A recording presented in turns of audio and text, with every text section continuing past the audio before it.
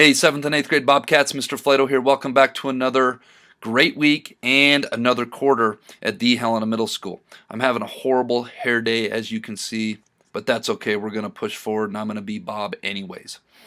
How'd your first quarter go? Did it go good? Great. Keep up the good work. Did it not go so hot? Guess what? This is a fresh start. Let's make the most of this fresh start. This week's Bob lesson is going out to some of the Bobcats who don't have the perfect life. This week's this week's Bob lesson is inspired by many of our Bobcats who don't have perfect circumstances that they are living in every day.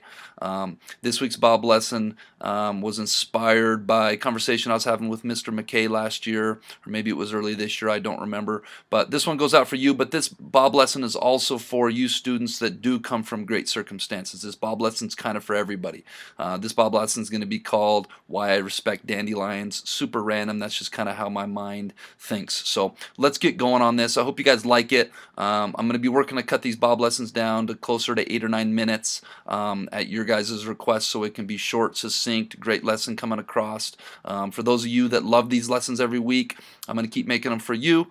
For those of you who don't, that's okay too. Be respectful and respect the wishes of those people around you who do get something out of them. All right, let's get rocking and rolling. Make it a great week and a great quarter here at the Helena Middle School.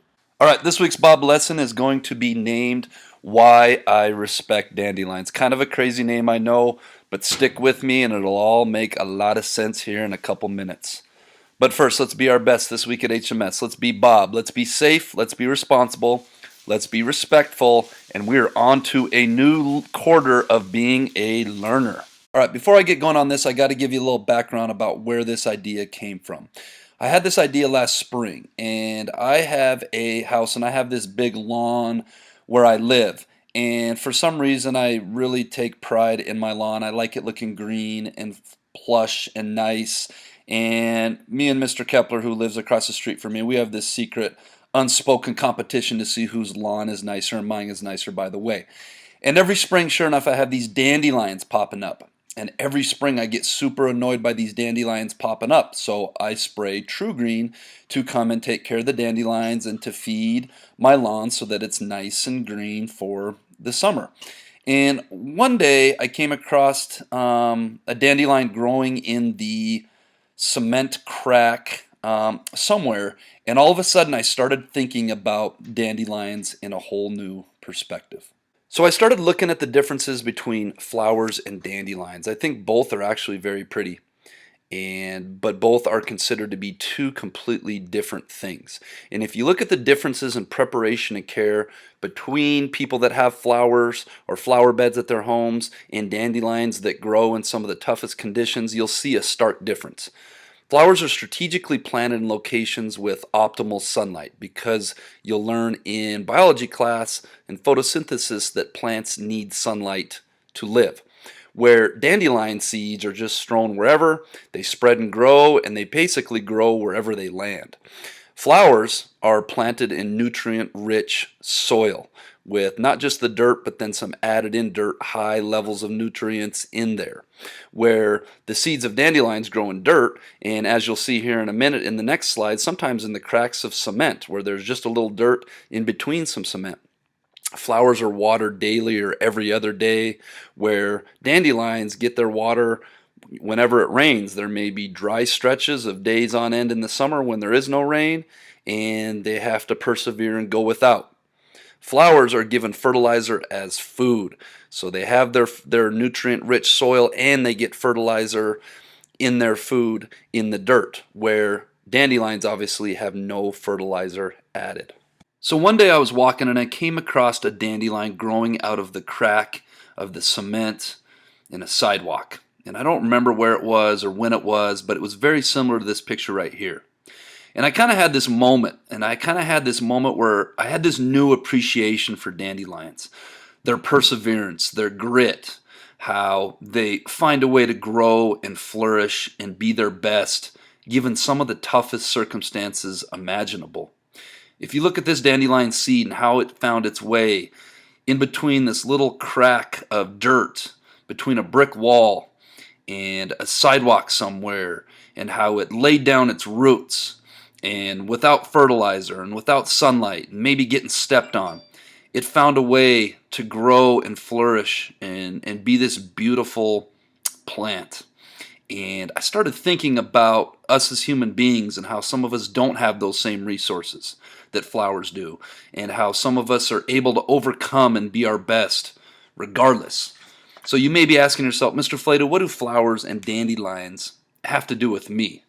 Well, I think we can take a lesson from dandelions.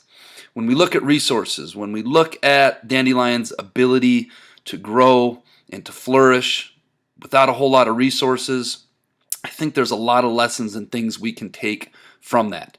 Dandelions grow and prosper in some of the toughest conditions imaginable, and they fulfill their one objective, which is just growing and being beautiful. At the Helena Middle School, what is our objective? Our objective is to come to school every day, give 110% effort, build a foundation so that one day we can go out in the world and be whatever it is we want to be. And I know that many of us come from different backgrounds with different levels of resources. But the awesome thing about living in this country, the awesome thing about Helena Middle School, is we have so many resources here at the school that there really isn't any reason why we all shouldn't be successful. We have teachers that care about us. We have counselors that care about us, paraprofessionals, nurses, principals, cafeteria staff. You are surrounded by many adults who really care about you and your success. And whatever it is you want to be out there in life, you can be. Now, that may take persevering and getting through and showing some grit, much like the dandelion does. But if dandelions can do it, why can't we as human beings do it? So I hope you guys like this metaphor, like this comparison. I hope that inspires some of you to be whatever it is you want to be in life. My interview with Governor Bullock last year, he said education is the great equalizer. And I know a lot of our teachers believe that same thing. Through education, you can equip and empower yourself with knowledge. And with that knowledge can take you anywhere you want to go in life. But it takes getting up every day and working hard and making use of the resources here at school and having a plan and having a vision and going out and executing that vision day in, day out. Having the discipline to execute that vision even when you don't feel like you want to. When it's tough to get out of bed, or things aren't perfect at home, or things aren't perfect in your social life, blocking that out, coming to school, and being your best. This week's quote of the week is, hard work puts you where good luck can find you. Think about that. So much of everything in life is about working hard and being your best. This week's Jellybean question of the week winners are Cadence Lee, Dominic Massey, Kylie Wetzel, Michaela Stafford, and Jared Renner. Congratulations, guys. Come see me after school for some jelly beans. All right, this week's Jellybean question of the week is, it's a riddle.